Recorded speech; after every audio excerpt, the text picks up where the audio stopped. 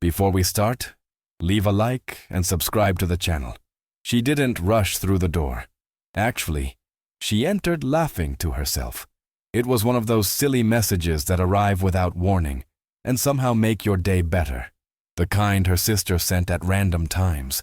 A meme about their childhood. An inside joke only they understood. The laughter faded gradually, not because the message stopped being funny, but because the atmosphere shifted around her. No one said anything. That was exactly the problem. The conversation behind the counter died mid-sentence. A saleswoman's practiced smile froze on her face like a mask forgotten halfway through a performance. A customer in an expensive suit adjusted his jacket and took half a step sideways, as if making room for her to pass, or perhaps creating distance between them. She noticed. She always noticed. Not because she was paranoid or overly sensitive, but because she had lived through this exact moment too many times to pretend she didn't recognize the pattern. The sudden silence, the sideways glances, the invisible wall that seemed to materialize around her the moment she crossed certain thresholds. She gripped her purse a little tighter, took a deep breath that didn't quite fill her lungs, and kept walking. Her fingers brushed against a rack of clothing. The fabric was soft under her touch. Expensive. Beautiful. The kind of quality that whispered rather than shouted its worth. "Can I help you?" The voice emerged from behind her, sweet enough to rot teeth. She turned slowly. The saleswoman stood too close, her smile stretched thin across her face. Her eyes, though, her eyes were doing something entirely different from her mouth. They were measuring, calculating, making assumptions. "Just looking," she said, keeping her voice level. The smile contracted by a centimeter, almost imperceptible to anyone not watching carefully. But she had learned to watch very carefully. "These pieces are from the new collection. They're exclusive." The word dropped between them like a stone into still water, sending ripples of meaning in every direction. "Exclusive? Expensive? Not for you. Don't waste my time." "How nice," she responded, her tone remaining calm. "I appreciate well-made things." The saleswoman nodded but didn't move away. She remained there, hovering, watching, waiting for something. A reason, perhaps. A justification for what her instincts were already telling her to do. Across the store, a security guard raised his gaze from his phone and began tracking her movements. His eyes followed her from rack to rack, never blinking, never looking away. She hadn't done anything. She hadn't touched anything she shouldn't. She hadn't raised her voice or caused a scene, and yet she was already being treated as if she had done everything wrong. The comment came disguised as a policy. "Ma'am, just one small thing." The saleswoman's voice had developed an edge now. The sweetness burned away to reveal something harder underneath. "We don't allow try-ons without purchase intention." She blinked slowly, processing the absurdity of the statement. And how exactly does someone have purchase intention without trying things on first? The saleswoman's smile returned, but this time it was razor thin. A warning rather than a welcome. Typically our clients already know what they want. Clients like whom? She didn't ask the question aloud. She didn't need to. The answer was written in the saleswoman's posture, in the way her eyes kept darting to the security guard. In the small step backward she took as if preparing for confrontation. "I'd like to try this on," she said firmly, selecting a dress from the rack. A beautiful navy blue piece with clean lines and exquisite stitching. Unfortunately, the saleswoman glanced toward the security guard again, a silent signal passing between them. "That won't be possible today." The guard moved closer. He was tall, broad-shouldered, deliberately imposing. His presence was meant to intimidate, and he knew exactly how to use his size. "Is there a problem here?" he asked, his voice low and controlled, not asking a real question, already knowing what answer he expected to hear. "No problem," she said, meeting his eyes steadily. "I'm just shopping. I'm going to need you to leave the store, ma'am." He said it quietly, almost gently, as if he were doing her a favor, as if removing her from a place she had every right to be was an act of kindness. The world contracted in that instant. There was no shouting, no dramatic scene, just that terrible, suffocating silence that exists only when everyone sees an injustice happening. and collectively chooses to look away. She felt her face burn, not with shame, she had nothing to be ashamed of, with rage. Pure, contained fury at the unfairness of it all, at being judged, at being dismissed, at being treated as less than human based on nothing more than her appearance. "I'm not bothering anyone," she said, proud that her voice didn't shake. "Actually, you are." The saleswoman jumped in too quickly, her tone almost triumphant. "Other customers have complained." It was a lie. Everyone knew it was a lie. No one had complained because there was nothing to complain about. She looked around the store. Some customers quickly averted their eyes. Others suddenly became very interested in their phones. A woman near the jewelry counter whispered something to her companion and hurried toward the exit.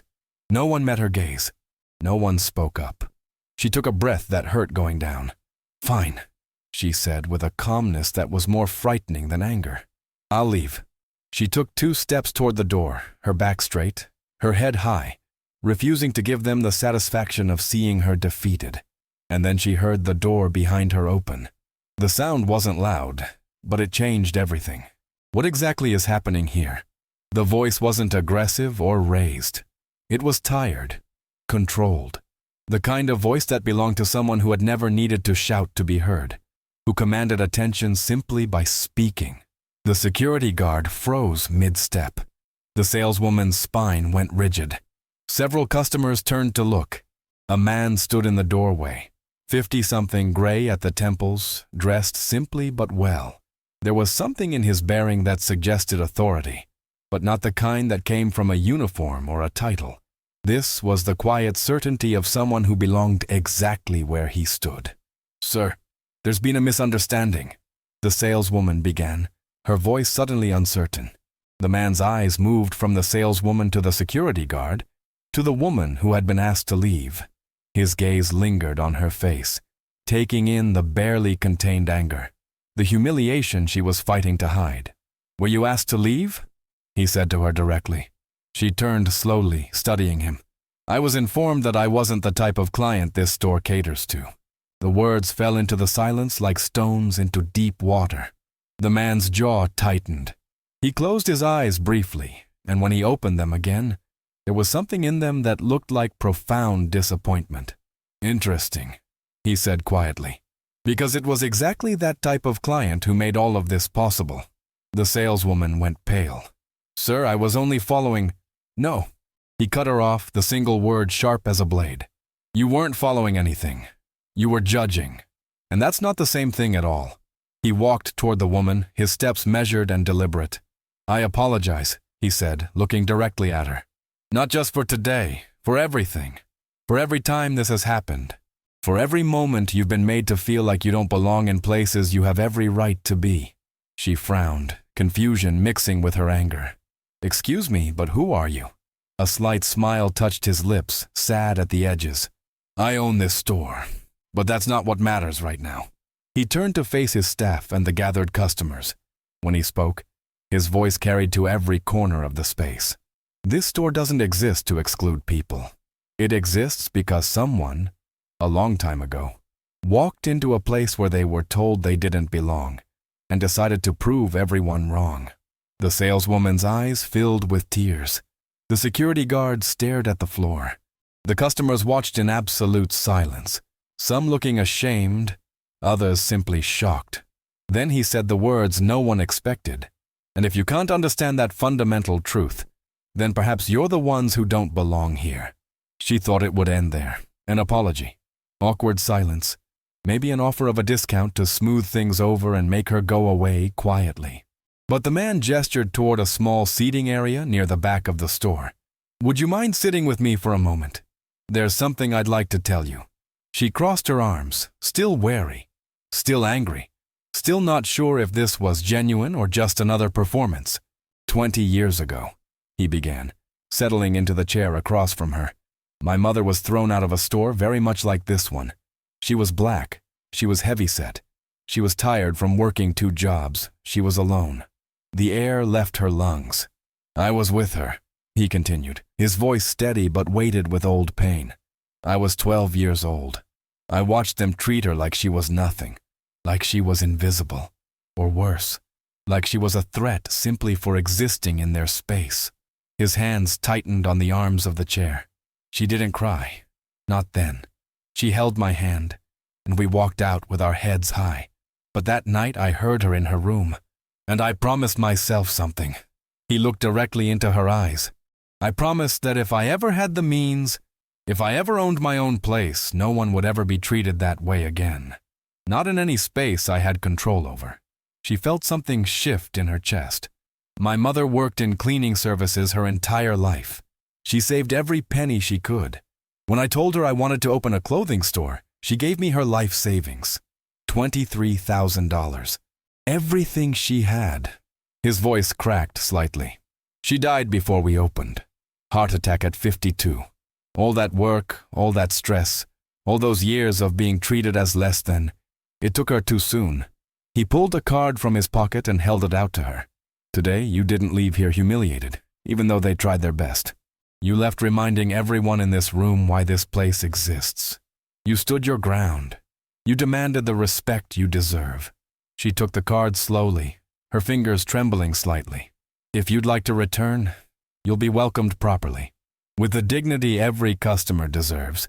If you choose not to, and I would understand completely, I want you to know that what you did today mattered. You held up a mirror, and we all saw exactly who we are. She stood slowly, looking around the store. She saw shame on faces that had been indifferent moments ago.